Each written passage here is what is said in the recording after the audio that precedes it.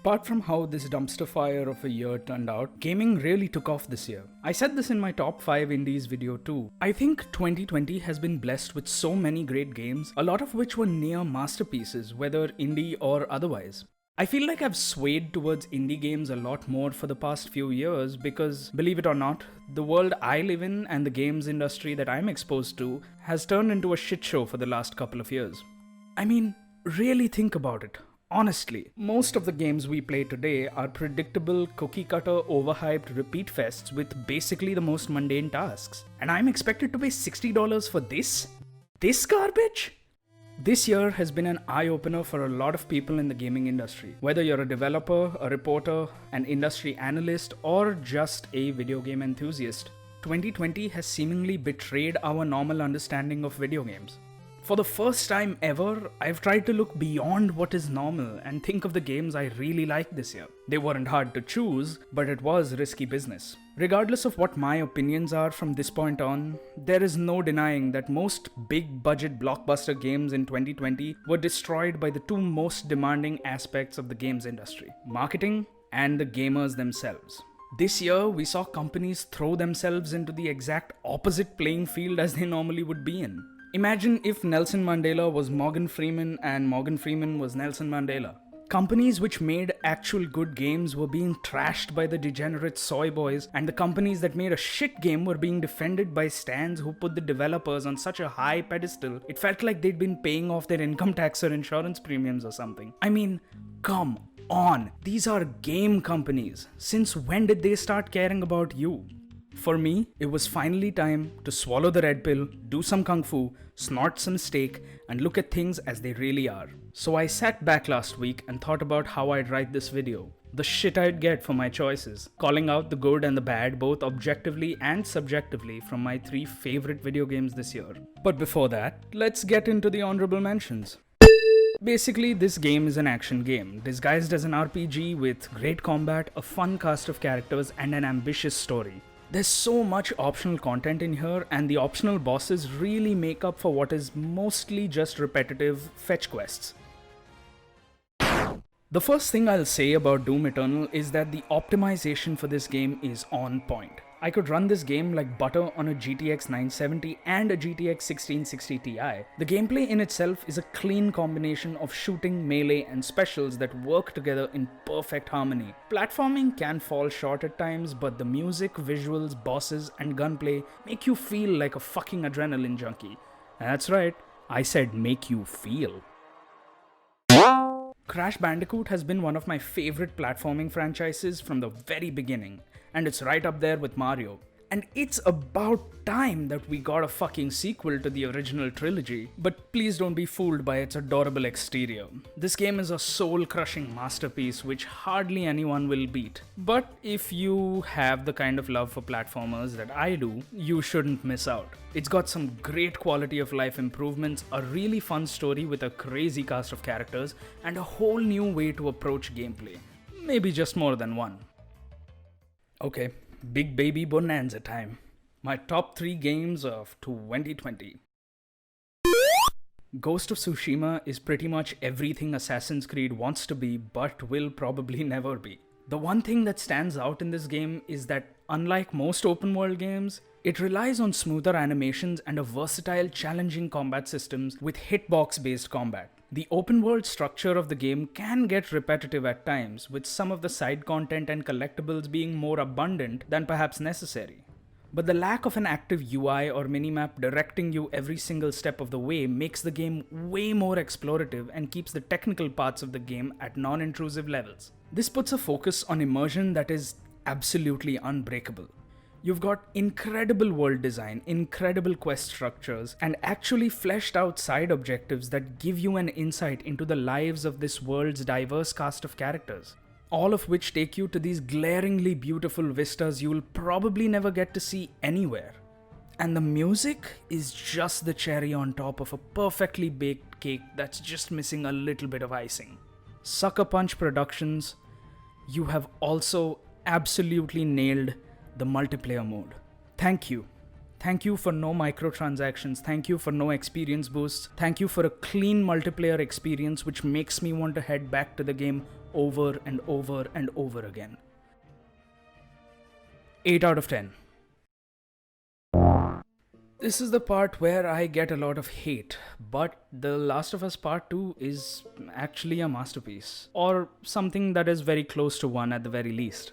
Its most glaring flaw is the fact that the pacing can sometimes slow down to a crawl, and that one unnecessary scene. But I dare you to find me another game that released this year that took such a massive risk with its story and had a payoff that subverts expectations to give you a story of hope.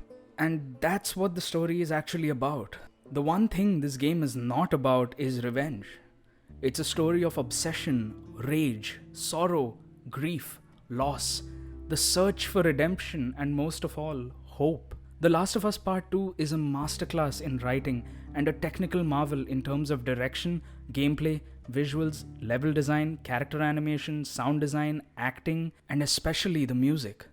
To begin, we're introduced to this wide cast of characters who have these motivations that run parallel to one another, and yet these characters end up crossing paths with each other.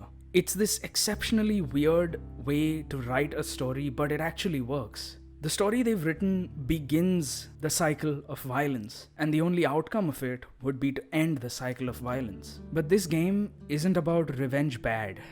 It's about hope good and obsession bad. The obsession to chase after something and correct your past mistakes. The obsession to make things right with whatever you have remaining. Living with your insecurities. The grief of loss and depression, and about finding people whom you can call home. That's what I think The Last of Us Part 2 is about. I think the biggest problem with this game were the leaks that blew people out of the water and made them upset about something that 99% of us saw coming right from the end of the first game. The games industry and gaming itself has made us feel too safe with the freedom we get in the games we play. So the one time a developer chooses to show us something different, we feel like our comfort zones have been violated, which immediately means that the game sucks, right? Wrong. You're allowed to have your opinions of this game. But sometimes you really need to peel back the layers of the onion and criticize a game based on the flaws it actually has, like the messy pacing or the presence of an incoherent plot thread. I think that when it comes to a narrative-based experience, very few games come close to even touching The Last of Us Part 2. And to me, that's an honest and major achievement. 9 out of 10. But that's not my game of the year. There can be only one Game of the Year. Persona 5 Royal is the sexy re-return of a game that was so close to winning Game of the Year in 2017, it made all the otakus rage in their chairs when it didn't. Japan's school social life and anime heist simulator made its return with better graphics, polished up gameplay, and over 20 hours of brand new content that added to the original 100 hours. Seriously, if you're looking for a game that will consume your entire life and then some, look no further than Persona 5 Royal.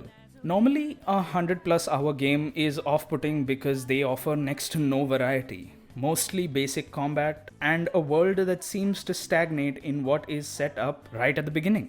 It's like playing poker or Monopoly. When you lock yourself into a corner by laying all your cards on the table at once, you lose the gamble. In many games today, a lot of the areas, locations, story arcs, and characters are just introduced to the player right at the beginning, which makes for a sort of overwhelming experience of an information dump. But that's not the way to do it though. This is the way to do it. When you tell me, hey, this is a 100+ hour game, it's worth the full price, I will probably disagree, scoff at you, and then never discuss it with you again. Quality is what matters over quantity. Just look at all the indie games out there today. What Persona 5 Royal does is play its cards, keeping them very close to its chest. It takes its own complex set of rules, simplifies them, and gives you a story to follow along for the first 10 hours, right until you get the hang of it. And that is just the first arc in this anime. The more you uncover the nefarious plot that plagues the school, the more you begin uncovering a story of mystery, intrigue, betrayal, abuse, friendship, death, loss, and obsession. Persona 5 Royal is one of 3 turn-based RPGs I've enjoyed this year. With its complex and innovative combat, exploration, heist setting, and even social calendar system. Not many games have impressed me and given me an experience that's been so life-altering. I mean, in a year I spent social distancing, it gave me a chance to be social. But, But the best part of this game that carries you on is the goddamn soundtrack, man. It's the extra cheese on the extra pizza or the extra salsa on that extra taco that makes you want to take that next glorious bite. Now, I don't normally do this, but I think Persona 5 Royal is a perfect game. And in my world, there's only two other perfect games. So I'm gonna give Persona 5 Royal a 10 out of 10. This game is my ultimate game of the year. Thanks for watching. Alright, so that was my 2020. Oof. I have a few things planned for the next year, but you may not see me over the holidays. I would love to stay back and make some more content, but there may be a little something special headed your way. However, until we meet in 2021, I would like to say thank you for watching my videos. Thank you for sticking with me, giving me a thumbs up, smashing that subscribe button, as the kids would say, and just being swell people. I hope you've been taking care of yourself. I hope you've been staying safe, staying indoors. I hope you're having fun with your family. If you don't have a family, I hope you're having fun with your friends.